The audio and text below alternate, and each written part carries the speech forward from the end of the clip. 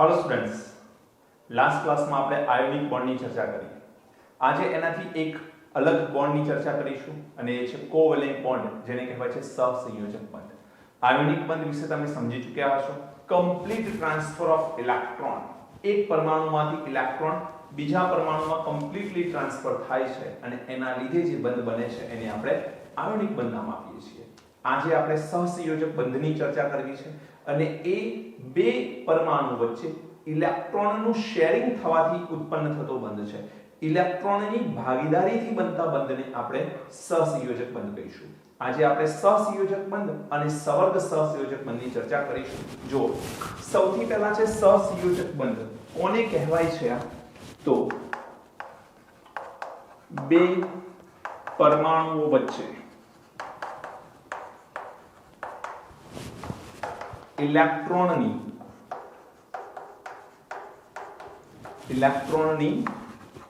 ભાગીદારીથી બનતા બંધને સહસંયોજક બંધ કહે છે। શું કહે છે? સહસંયોજક બંધ કહે છે। એટલે બે પરમાણુઓ વચ્ચે જ્યારે ઇલેક્ટ્રોનની ભાગીદારી થાય છે અને બંધનું નિર્માણ થાય, એ બંધને આપણે સહસંયોજક બંધ તરીકે ઓળખીશું। સહસંયોજક બંધ એ ઇલેક્ટ્રોનની ભાગીદારીથી બને।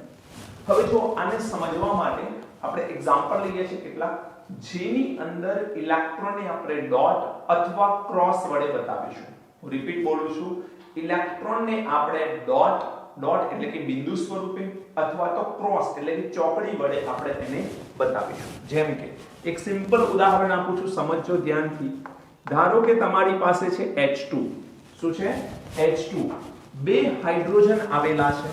તમને ખ્યાલ છે કે બે હાઇડ્રોજનમાં હાઇડ્રોજન અને હાઇડ્રોજન વચ્ચે બંધ બનેલો હોય છે।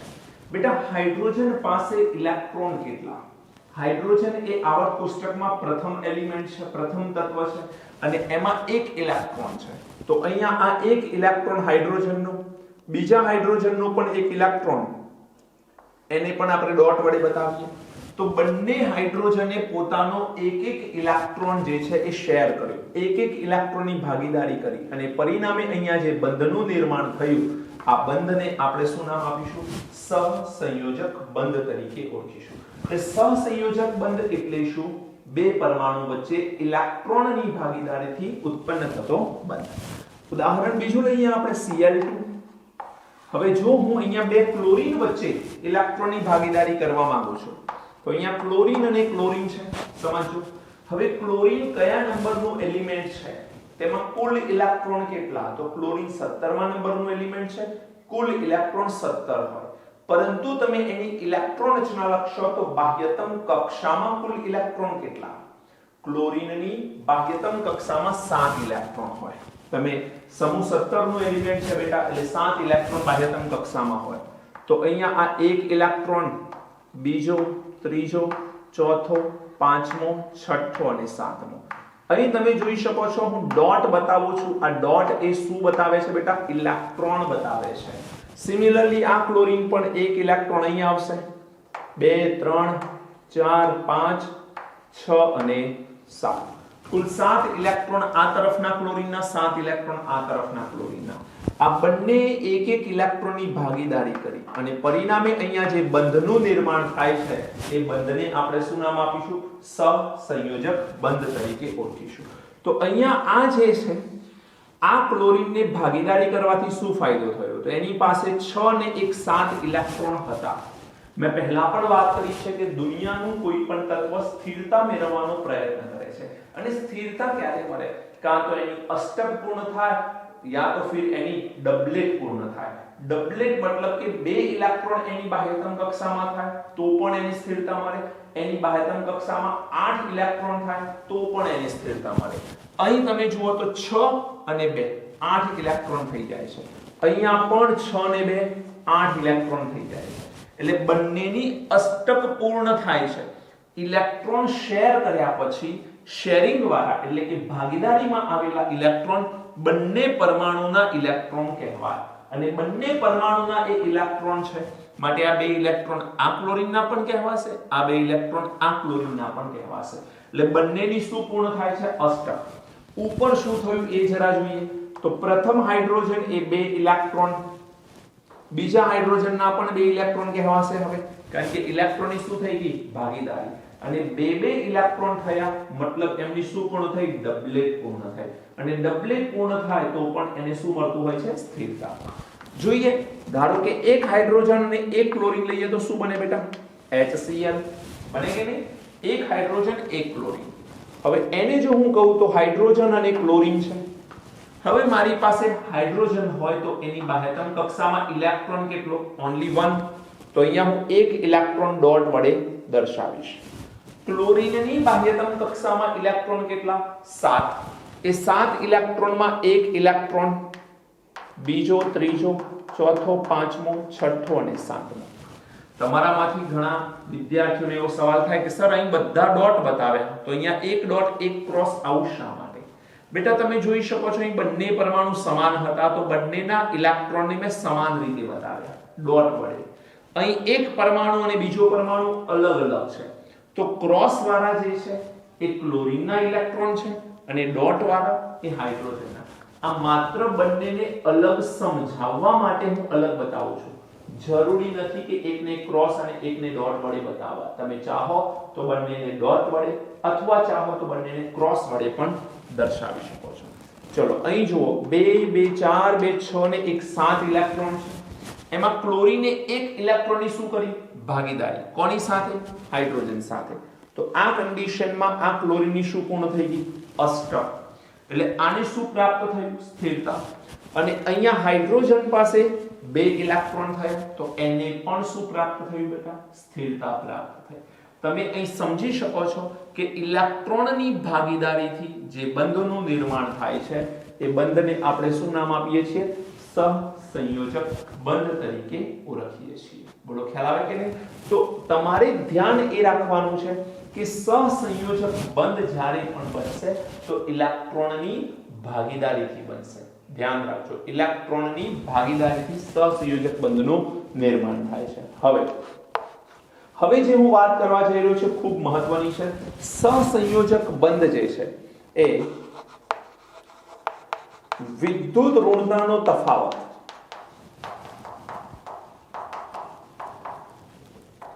ઝીરો હોય અથવા તો પછી વિદ્યુત ઋણતાનો તફાવત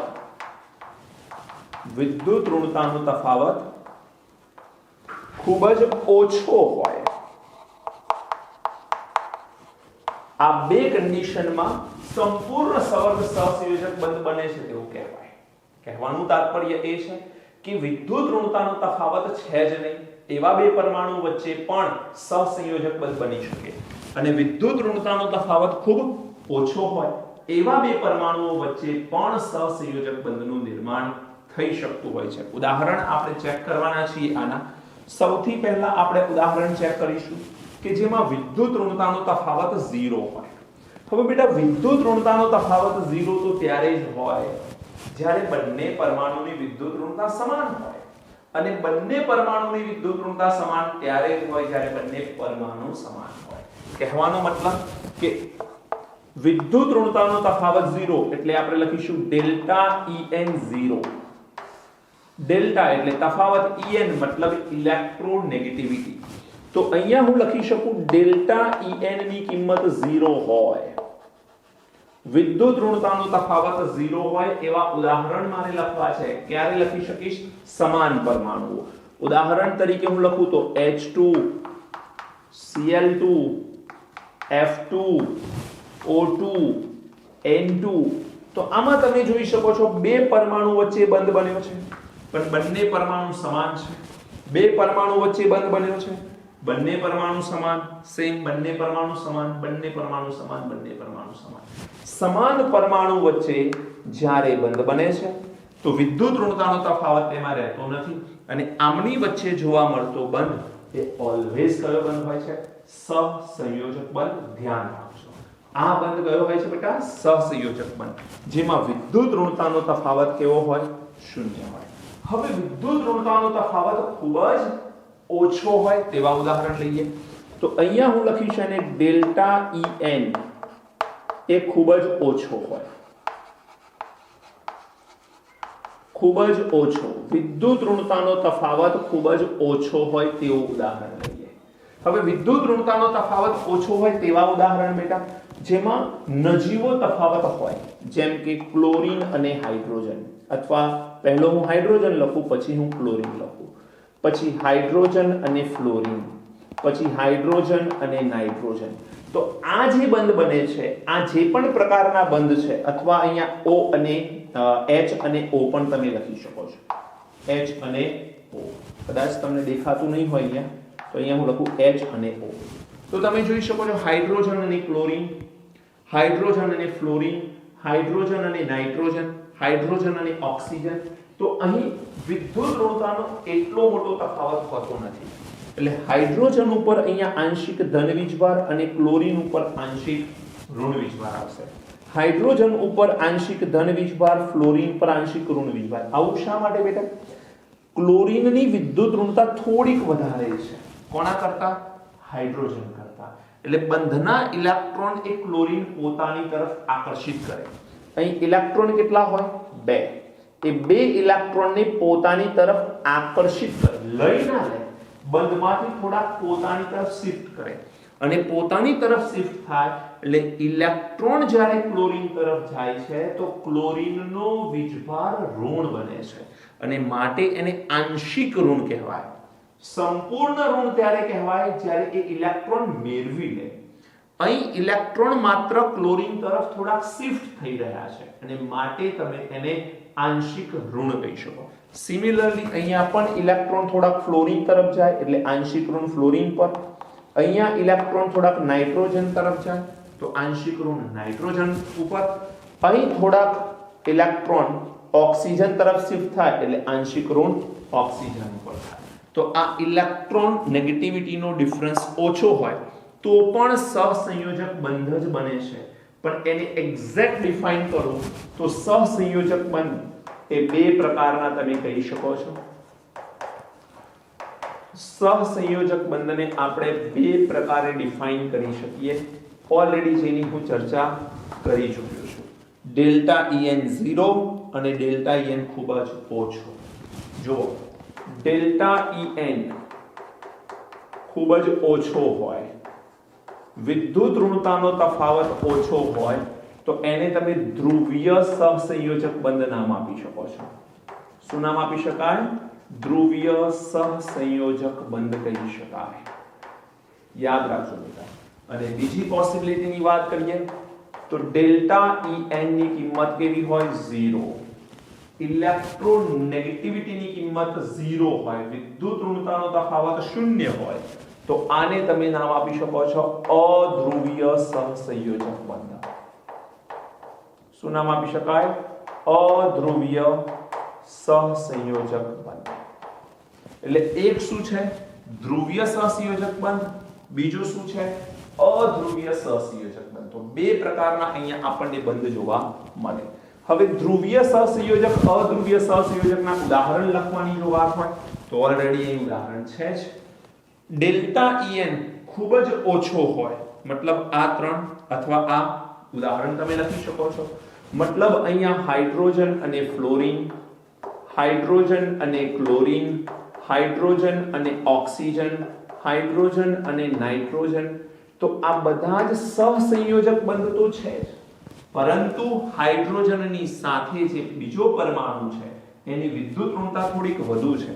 અને આ બધાની વિદ્યુત ઋણતા વધુ હોય તો ઇલેક્ટ્રોન ફ્લોરીન તરફ અથવા ક્લોરીન તરફ કે ઓક્સિજન કે નાઇટ્રોજન તરફ શિફ્ટ થાય. બંધના ઇલેક્ટ્રોન ખાલી શિફ્ટ થશે અને થોડાક ફ્લોરીન તરફ જાય એટલે ફ્લોરીન પર આંશિક ઋણ કહેવાય. બીકોઝ ઇલેક્ટ્રોન મધ્યમાં ન રહેતા વધુ વિદ્યુત ઋણતાવાળા પરમાણુની તરફ જાય છે. એ સ્વીકારી નથી લેતો, એની તરફ જાય છે, ખાલી આકર્ષિત થાય છે. તો અહીંયા ક્લોરીન તરફ, અહીં ઓક્સિજન તરફ અને અહીં નાઇટ્રોજન તરફ ઇલેક્ટ્રોન જાય છે. ઇવન જરૂરી નથી કે હર કિસ્સામાં હાઇડ્રોજન હોય. માનો કે ક્લોરીન અને ફ્લોરીન વચ્ચે બંધ બન્યો છે તો બેટા ક્લોરીન અને ફ્લોરીનમાં વધુ વિદ્યુત ઋણતા કોની? ફ્લોરીનની. તો એ કન્ડિશનમાં ઇલેક્ટ્રોન ફ્લોરીન તરફ હશે તો ફ્લોરીન આંશિક ઋણ, ક્લોરીન આંશિક ધન. અહીં નાઇટ્રોજન આંશિક ઋણ, હાઇડ્રોજન આંશિક ધન, ઓક્સિજન આંશિક ઋણ, હાઇડ્રોજન આંશિક ધન, ક્લોરીન આંશિક ઋણ, હાઇડ્રોજન આંશિક ધન, ફ્લોરીન આંશિક ઋણ, હાઇડ્રોજન આંશિક ધન. તો આવા પ્રકારે બંધ બનશે. આ બધા જ બંધને ધ્રુવીય સહસંયોજક બંધ કહે છે. જેમાં વિદ્યુત ઋણતાનો તફાવત થોડો ઘણો પણ કંઈક મળે છે એને આપણે ધ્રુવીય સહસંયોજક બંધ કહીશું. અધ્રુવીય સહસંયોજક બંધ બેટા કોને કહેવાય? અધ્રુવીય સહસંયોજક બંધમાં વિદ્યુત ઋણતાનો તફાવત કેવો છે? 0. ક્યારે 0 હોય? જ્યારે પરમાણુ સમાન હોય. એટલે અહીં જો ક્લોરીન અને ક્લોરીન વચ્ચે બંધ આવેલો છે, અહીંયા ફ્લોરીન અને ફ્લોરીન વચ્ચે બંધ છે, અથવા ઓક્સિજન અને ઓક્સિજન વચ્ચે, અથવા નાઇટ્રોજન અને નાઇટ્રોજન વચ્ચે, અથવા હાઇડ્રોજન અને હાઇડ્રોજન વચ્ચે. ઇન શોર્ટ, સમાન પરમાણુ વચ્ચે જ્યારે પણ બંધનું નિર્માણ થાય. મેં તો કેટલાક ઉદાહરણ લખ્યા છે, આવા તો અઢળક ઉદાહરણ શક્ય છે, પરંતુ સમાન પરમાણુ વચ્ચે જ્યારે પણ બંધ બનશે તો એમાં વિદ્યુત ઋણતાનો તફાવત હોય નહીં અને માટે એને અધ્રુવીય સહસંયોજક તરીકે ઓળખી શકાય છે. બોલો, ખ્યાલ આવે છે? એટલે ધ્રુવીય સહસંયોજક બે અલગ અલગ પ્રકારના પરમાણુ વચ્ચે બંધ બને તો એ ધ્રુવીય સહસંયોજક હોય, અને બે સમાન પરમાણુ વચ્ચે બંધ બને તો અધ્રુવીય સહસંયોજક બંધ હોય. આ નોંધ કરીને લખજો. બે અલગ અલગ પ્રકારના પરમાણુ વચ્ચે બંધ બને, બે પરમાણુ અલગ અલગ હશે તો વિદ્યુત ઋણતાનો તફાવત હશે જ, અને વિદ્યુત ઋણતાનો તફાવત હશે તો કયો બંધ બને બેટા? ધ્રુવીય સહસંયોજક બંધ બને. અને બે સમાન પ્રકારના પરમાણુ વચ્ચે બંધ બને તો એમાં વિદ્યુત ઋણતાનો તફાવત હશે જ નહીં, અને માટે કયો બંધ બનશે? અધ્રુવીય સહસંયોજક બંધ બને. હવે એક મુદ્દાની વાત કરીએ છીએ જે ખૂબ મહત્વનો છે, આ યાદ રાખજો. મોટા ભાગે ધ્રુવીય બંધ દેખાય છે આપણને અહીંયા, રાઈટ? તો મોટા ભાગે યાદ રાખજો, આ પોઈન્ટ ખૂબ મહત્વનો છે. મોટા ભાગે ધ્રુવીય બંધ ધરાવતા સંયોજનોને ધ્રુવીય સંયોજનો કહે છે. મોટા ભાગે ધ્રુવીય બંધ ધરાવતા જે સંયોજનો હોય એને ધ્રુવીય સંયોજનો કહે. મતલબ આ ધ્રુવીય સંયોજન, આ ધ્રુવીય સંયોજન, આ ધ્રુવીય સંયોજન, આ બધા ધ્રુવીય સંયોજન કહેવાય. ક્લિયર? પરંતુ દર વખતે એવું હોતું નથી. હર હંમેશા એવું નથી હોતું કે જેમાં ધ્રુવીય બંધ હોય એ સંયોજન ધ્રુવીય કહેવાય. કેમ? આગળ જતા આપણે એક પોઈન્ટ ભણીશું અને એનું નામ છે દ્વિધ્રુવી ચાક માત્રા. શું ભણીશું બેટા?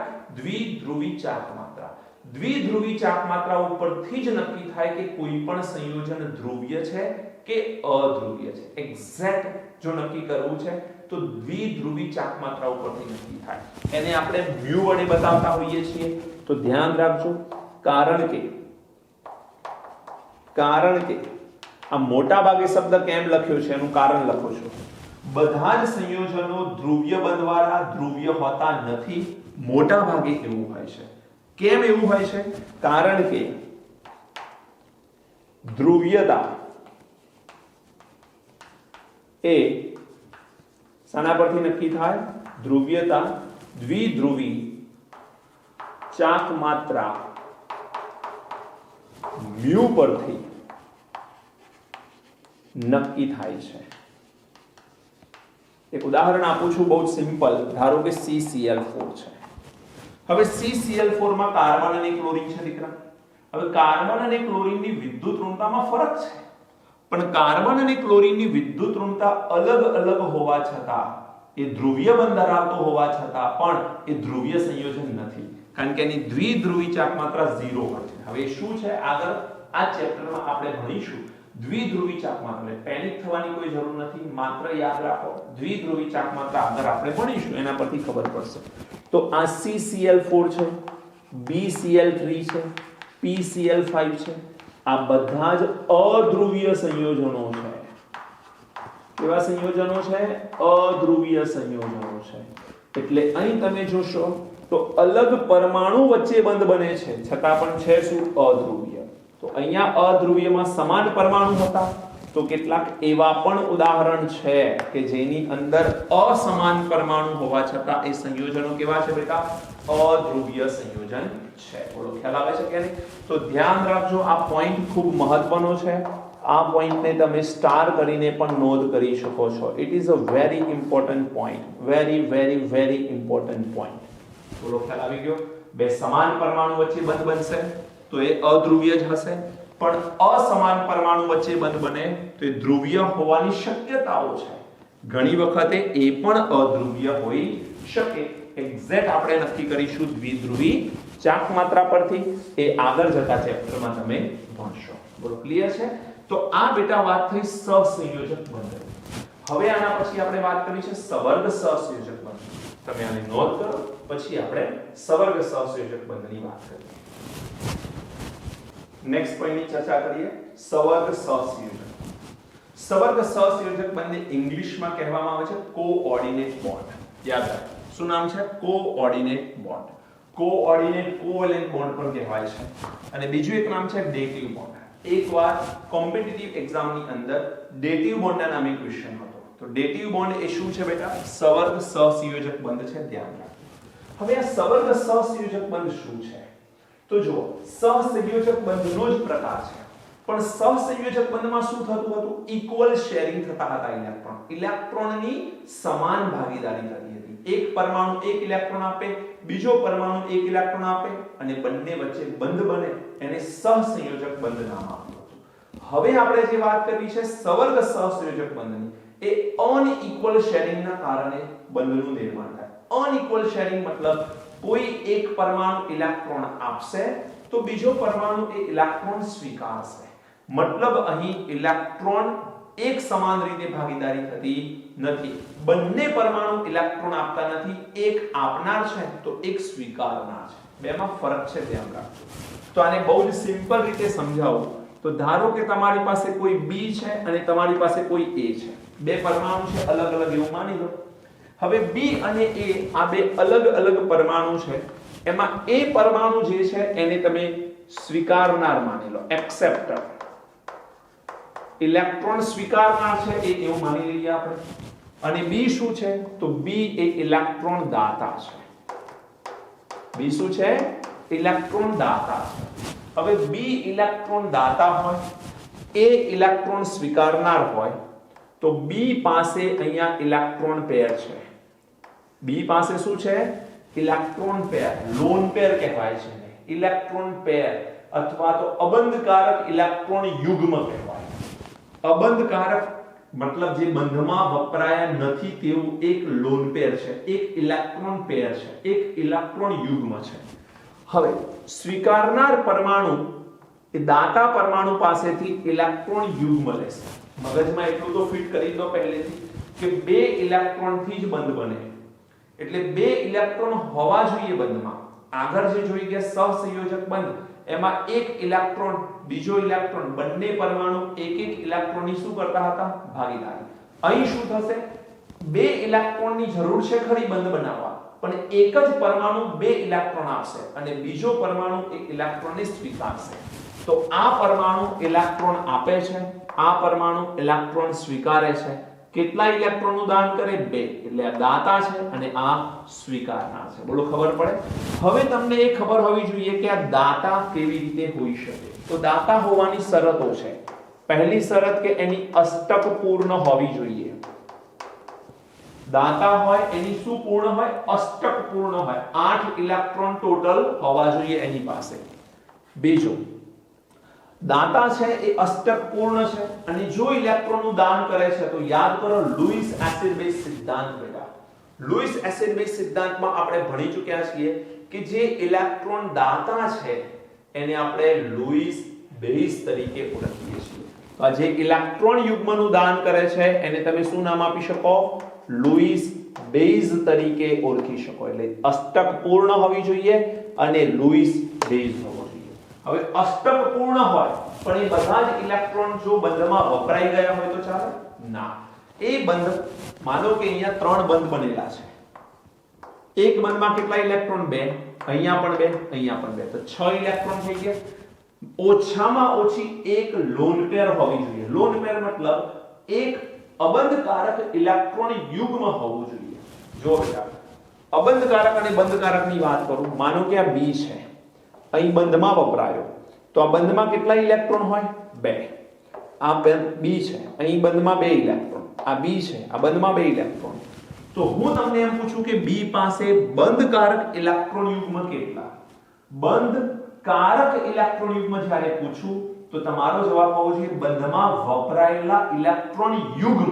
યુગ્મ એટલે 2 ઇલેક્ટ્રોનની એક જોડી. તો આ એક જોડી, આ બીજી જોડી, આ ત્રીજી જોડી. તો બંધકારક ઇલેક્ટ્રોન યુગ્મ કેટલા છે બેટા? 3. બંધકારક ઇલેક્ટ્રોન કેટલા છે? 6. શબ્દ સમજો, બંધકારક ઇલેક્ટ્રોન યુગ્મ, યુગ્મ એટલે જોડી, તો 1 2 3. આ બંધકારક ઇલેક્ટ્રોન યુગ્મ થયા. બંધકારક ઇલેક્ટ્રોન કેટલા? તો 1 2 3 4 5 6. ખ્યાલ આવે છે? અને માનો કે આ B પાસે 2 ઇલેક્ટ્રોન છે આ રીતે, તો આ 2 ઇલેક્ટ્રોન જે B પાસે છે એને આપણે શું નામ આપીશું? અબંધકારક ઇલેક્ટ્રોન યુગ્મ. મતલબ હજુ આ બંધમાં વપરાયા નથી, તો આ અબંધકારક ઇલેક્ટ્રોન યુગ્મ. મતલબ જે ઇલેક્ટ્રોન દાતા હોય એની પાસે અબંધકારક ઇલેક્ટ્રોન યુગ્મ હોવા જોઈએ. અબંધકારક ઇલેક્ટ્રોન યુગ્મ હોવા જોઈએ. તો 3 પોઈન્ટની વાત કરું છું હું. અષ્ટક પૂર્ણ થવી જોઈએ, લુઈસ બેઝ તરીકે વર્તન કરે અને અબંધકારક ઇલેક્ટ્રોન યુગ્મ એની પાસે હોવા જોઈએ. તો આ જે બંધમાં નથી વપરાયા તેવા ઇલેક્ટ્રોન યુગ્મનું આ B શું કરશે? દાન કરશે. તો આ A સ્વીકાર કરશે. પણ હવે સ્વીકારનાર પરમાણુ ગમે તેવો હોય સ્વીકારી લેશે? ના. સ્વીકારનાર પરમાણુની પાસે વેકેન્ટ કક્ષક હોવી જોઈએ. વેકેન્ટ મતલબ ખાલી, ખાલી કક્ષક હોવી જોઈએ. બાહ્યતમ કક્ષા એની ખાલી હશે તો તે ઇલેક્ટ્રોન યુગ્મનો સ્વીકાર કરશે. તો સ્વીકારનાર પરમાણુ જે છે એ કેવો હોવો જોઈએ? તો બાહ્યતમ કક્ષક, બાહ્યતમ કક્ષક કેવી હોવી જોઈએ? ખાલી હોવી જોઈએ. બાહ્યતમ કક્ષક ખાલી હશે તો આસાનીથી ઇલેક્ટ્રોન યુગ્મ આવશે. જો હું એમ નથી કહેતો કે બાહ્યતમ કક્ષકમાં એક ઇલેક્ટ્રોન જોઈશે, હું કહું છું ખાલી જોઈશે. કેમ? પાઉલીનો નિયમ ભણ્યા છો બેટા? એક કક્ષકમાં વધુમાં વધુ 2 ઇલેક્ટ્રોન જઈ શકે. તો એ જે છે એની બાહ્યતમ કક્ષક ખાલી હશે તો આ 2 ઇલેક્ટ્રોન આ જે દાન કરવાનું છે એ સરળતાથી સ્વીકારી શકશે. તો બાહ્યતમ કક્ષક ખાલી હોવી જોઈએ. બોલો, ખ્યાલ આવે છે? હવે જો બાહ્યતમ કક્ષક ખાલી છે તો આ સ્વીકારશે. હવે ઇલેક્ટ્રોન યુગ્મનો સ્વીકાર કરે અને લુઈસની પરિભાષામાં શું કહેવાય? Very good, Louis acid. તો આ બને છે લુઈસ એસિડ. બોલો, ખ્યાલ આવે છે? તો બાહ્યતમ કક્ષક કેવી હોવી જોઈએ બેટા? ખાલી અને લુઈસ એસિડ તરીકે વર્તન કરે. આની અષ્ટક પૂર્ણ જોઈએ, લુઈસ બેઝ તરીકે વર્તન કરે અને અબંધકારક ઇલેક્ટ્રોન યુગ્મ હોવા જોઈએ. આ કન્ડિશનમાં આ B આ A ને દાન કરે. હવે દાન કરવાની જે વૃત્તિ છે અથવા દાન કરવાની જે પ્રોસેસ છે એને બતાવવાની સિસ્ટમ યાદ રાખો. જે દાતા છે એના તરફથી સ્વીકારનાર તરફ એરો કરવાનો. મતલબ આ રીતે આ એરો તમારે કરવાનો. જ્યારે પણ એરો લખેલો હશે, એરો હશે તો એનો અર્થ થાય છે સવર્ગ સહસંયોજક બંધ છે. B દાતા છે, A સ્વીકારનાર છે અને અહીંયા શું થઈ રહ્યું છે? એરો. B દાન કરે છે, A સ્વીકારે છે અને એરો શું બતાવે છે? તો એરો દાન કોણ કરી રહ્યું છે? તો જેની તરફથી એરો આવે છે એ દાતા છે, જેની તરફ એરો આવે છે તે સ્વીકારનાર છે. બોલો, ખ્યાલ આવે છે કે નહીં? તો આ પ્રોસેસ તમારે થોડી ધ્યાન રાખવાની. આ બંધને સવર્ગ સહસંયોજક બંધ કહે છે. એટલે સવર્ગ સહસંયોજક બંધ એ ઇલેક્ટ્રોનના અનઇક્વલ શેરિંગ થી ઉત્પન્ન થતો હોય છે. અહીં ઇક્વલ શેરિંગ નથી. A અને B વચ્ચે એક એક ઇલેક્ટ્રોનની ભાગીદારી નથી થઈ. અહીં B પરમાણુ ઇલેક્ટ્રોન યુગ્મ આપે છે, A પરમાણુ ઇલેક્ટ્રોન યુગ્મનો સ્વીકાર કરે છે અને બંને વચ્ચે બંધનું નિર્માણ થાય છે. અને માટે આપણે આને અનઇક્વલ શેરિંગ કહીશું. મતલબ કે સમાન ભાગીદારી થતી નથી. અસમાન ભાગીદારીથી, ઇલેક્ટ્રોનની અસમાન ભાગીદારીથી, ઇલેક્ટ્રોનની અસમાન ભાગીદારીથી બનતા બંધને બનતા બંધને શું નામ આપીશું બેટા? સવર્ગ સહસંયોજક બંધ કહે છે. ઇલેક્ટ્રોનની અસમાન ભાગીદારીથી બનતા બંધને સવર્ગ સહસંયોજક બંધ કહે છે. ખ્યાલ આવી ગયો? તો આને હું હટાવી લઉં છું. અહીંયા તમને એ ખબર પડી કે બંધકારક અને અબંધકારક ઇલેક્ટ્રોન યુગ્મ કોને કહેવાતા હોય છે. હવે બેટા આપણે વાત કરીએ જે ડોનર છે, દાતા છે, એની તરફથી એરો રિપ્રેઝન્ટેશનની વાત કરી દો. મતલબ કે એને દર્શાવવાની પદ્ધતિ ઇંગ્લિશમાં કહેવાય રિપ્રેઝન્ટેશન. આ બંધનું રિપ્રેઝન્ટેશન કેવું હોય? તો જે દાતા છે એની તરફથી એરો સ્વીકારનાર તરફ થવો જોઈએ. દાતા તરફથી સ્વીકારનાર તરફ શું કરીશું બેટા? એરો. આ છે દાતા અને આ છે સ્વીકારનાર. શું સ્વીકારનાર છે? ઇલેક્ટ્રોન યુગ્મ. હવે આ ઇલેક્ટ્રોન યુગ્મનું દાન કરી દે તો ઘણા બધા વિદ્યાર્થીઓના માઇન્ડમાં મિસકન્સેપ્શન છે. કેવું કે બી દાન કરી દે એટલે બી પાસેથી ઇલેક્ટ્રોન જતા રહે. ના, બી દાતા તો છે પણ એ ઇલેક્ટ્રોન હજુ પણ આ બંનેની વચ્ચે છે. બી ના કેન્દ્રનું આકર્ષણ પણ આ ઇલેક્ટ્રોન ઉપર છે અને એ ના કેન્દ્રનું આકર્ષણ પણ આ ઇલેક્ટ્રોન પર છે. એટલે આ ઇલેક્ટ્રોન હજુ પણ બી ના તો કહેવાશે જ પણ એ ના પણ આ ઇલેક્ટ્રોન કહેવાશે. અહીં એક પરમાણુ દાતા છે, બીજો સ્વીકારનાર છે, માટે અહીં બનતા બંધને શું નામ આપ્યું? સવર્ગ સહસંયોજક બંધ કહેવામાં આવે છે. બરોબર, ખ્યાલ આવે કે નહીં? બહુ સિમ્પલ છે બેટા, ઈઝીલી તમે આને દર્શાવી શકો છો. અને એક્ઝામ્પલ્સની વાત કરું હું તો જુઓ, તમારે થોડુંક ધ્યાન રાખવાનું છે કે એકવાર બંધ બની ગયો, સવર્ગ સહસંયોજક બંધ એકવાર બની ગયો તો બંધ આવો છે, બી થી એ તરફ બંધ બને છે બેટા. એક તો આ રીત છે અને ઘણી વખતે આને આ રીતે પણ દર્શાવાય છે, બી અને એ. દર વખતે એરો જ લખવો એવું નથી, પણ આ દાતા છે અને ઇલેક્ટ્રોન દાતા હોય એટલે ઇલેક્ટ્રોન આની તરફથી દૂર જઈ રહ્યા છે અને આ સ્વીકારનાર છે એટલે ઇલેક્ટ્રોન આની તરફ આવી રહ્યા છે. એટલે આ સ્વીકારે છે એટલે આના પર ઋણ વીજભાર, આ દાન કરે છે એટલે આના ઉપર ધન વીજભાર આવે.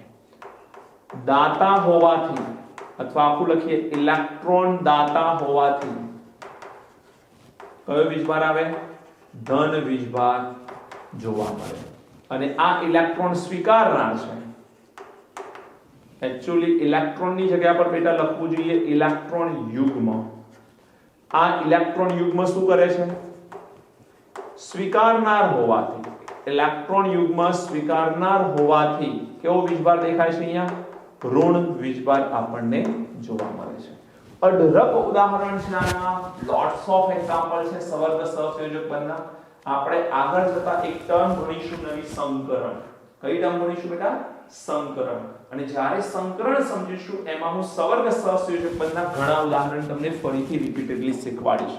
અત્યારે જે જરૂરી છે એ ઉદાહરણની હું વાત કરું. ધારો કે છે NH4+.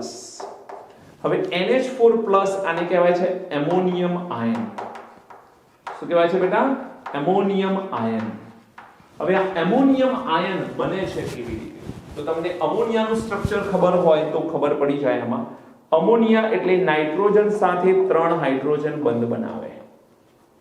નાઇટ્રોજન સાથે 3 હાઇડ્રોજન બંધ બનાવે. બેટા પહેલી શરત સમજો, નાઇટ્રોજનની બાહ્યતમ કક્ષામાં ઇલેક્ટ્રોન કેટલાય ખબર હોવી જોઈએ.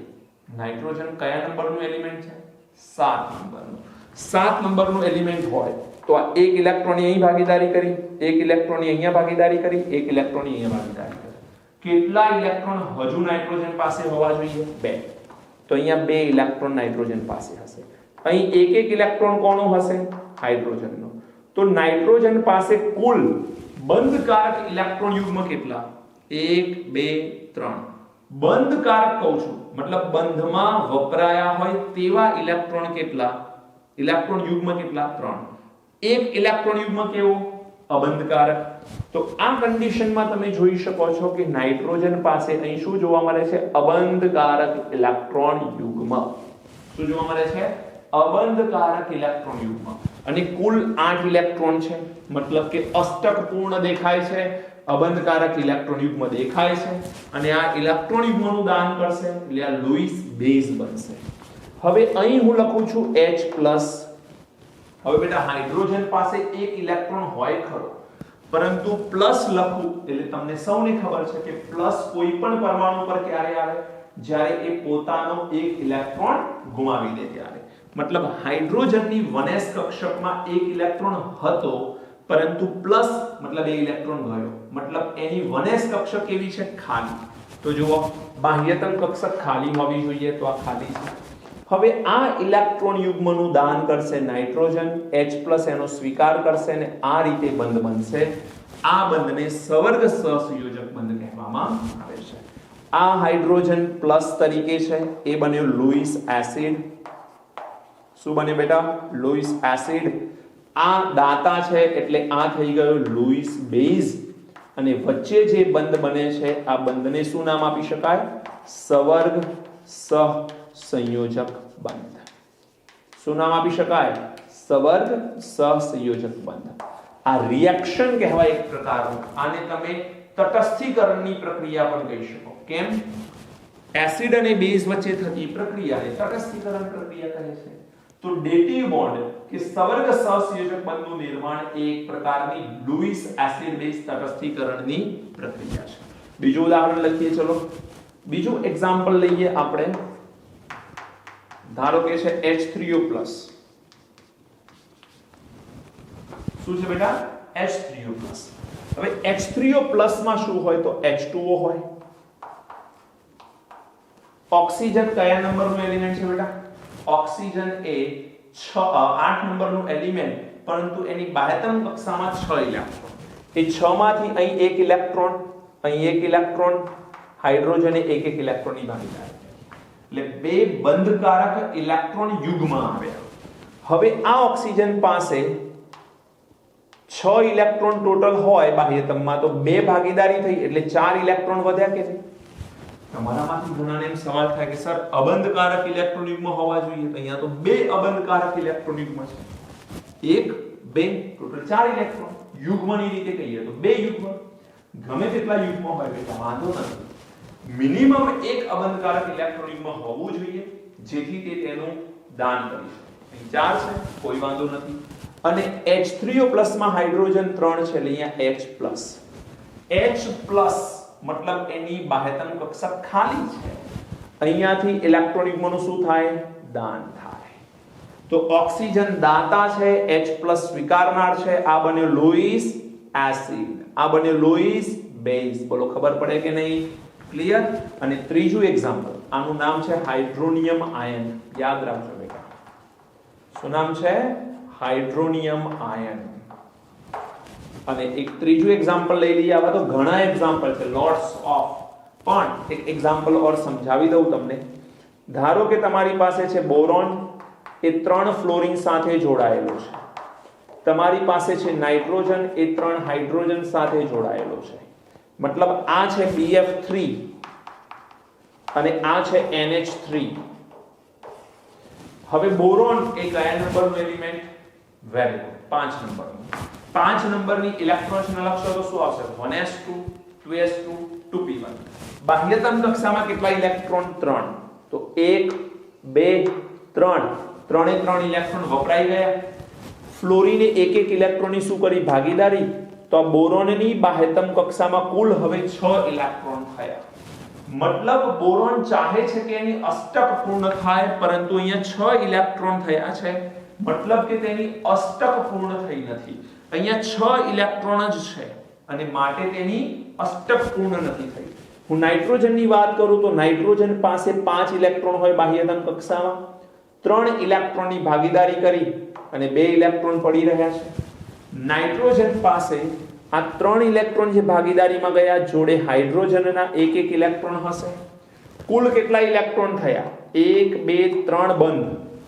3 બંધ એટલે કુલ 6 ઇલેક્ટ્રોન, કારણ કે એક બંધમાં 2 ઇલેક્ટ્રોન, તો 3 બંધમાં 6 ઇલેક્ટ્રોન. અને 2 ઇલેક્ટ્રોન બંધ બનાવ્યા વગરના. બંધ બનાવ્યા વગરના કેટલા, 2 ઇલેક્ટ્રોન. ધેટ મીન્સ અહીંયા અષ્ટક પૂર્ણ થઈ ગઈ નાઇટ્રોજનની. તો અષ્ટક પૂર્ણ થઈ ગઈ, જો અષ્ટક પૂર્ણ થઈ ગઈ. અબંધકારક ઇલેક્ટ્રોન યુગ્મ છે, એટલે જેને જરૂર છે એને તે શું કરશે, દાન કરશે. એટલે આ અમોનિયા એ લુઈસ બેઝ તરીકે વર્તન કરે છે. અને BF3 એક લुईस એસિડ તરીકે વર્તન કરે છે. ઓકે બેટા, તો ધ્યાન રાખીશું આ લुईस બેઝ અને આ લुईस એસિડ તરીકે વર્તન કરે. બંને વચ્ચે જે બંધનું નિર્માણ થયું એ ઇલેક્ટ્રોન યુગ્મનું આ નાઇટ્રોજન દાન કરે. દાન કર્યા પછી એ ઇલેક્ટ્રોન બોરોનના થયા, પણ નાઇટ્રોજનના પણ છે. નાઇટ્રોજનના કેન્દ્રનું આકર્ષણ પણ આ ઇલેક્ટ્રોન ઉપર છે, બોરોનના કેન્દ્રનું આકર્ષણ પણ એ દાતા ઇલેક્ટ્રોન ઉપર રહેલું હશે. બંનેની વચ્ચે એ ઇલેક્ટ્રોન છે. અહીં ઇલેક્ટ્રોનની ભાગીદારી એક તરફથી થાય છે, મતલબ એક પરમાણુ દાન કરે છે, બીજો સ્વીકારે છે, અને અનઇક્વલ ઇલેક્ટ્રોનના શેરિંગથી બનતા બંધને ડેટિવ બોન્ડ અથવા કોઓર્ડિનેટ બોન્ડ અથવા તો સવર્ગ સહસંયોજક બંધ કહે છે. ખ્યાલ આવી ગયો? એક મેટાલિક બોન્ડ બાકી છે, પણ એ આપણે ચેપ્ટરમાં લાસ્ટ ઇલેક્ટ્રોન સી મોડેલ વડે ભણીશું.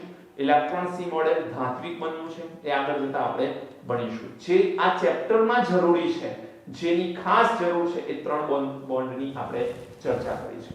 તો બેટા નેક્સ્ટ વિડિયો લેક્ચરની અંદર આનાથી આગળ ચર્ચા કરીશું આપણે. ઓકે બેટા, તમે ચોક્કસ આ ચેપ્ટરને બિલકુલ લાઇટલી ના લેશો. આ ચેપ્ટરને પ્રોપર સ્ટડી કરજો, બીકોઝ આ ચેપ્ટરમાંથી મિનિમમ 4 સવાલ તમારી કોમ્પિટિટિવ એક્ઝામની અંદર આવશે.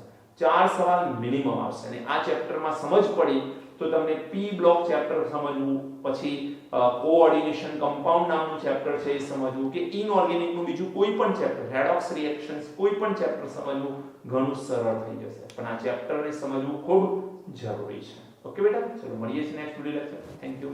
God bless.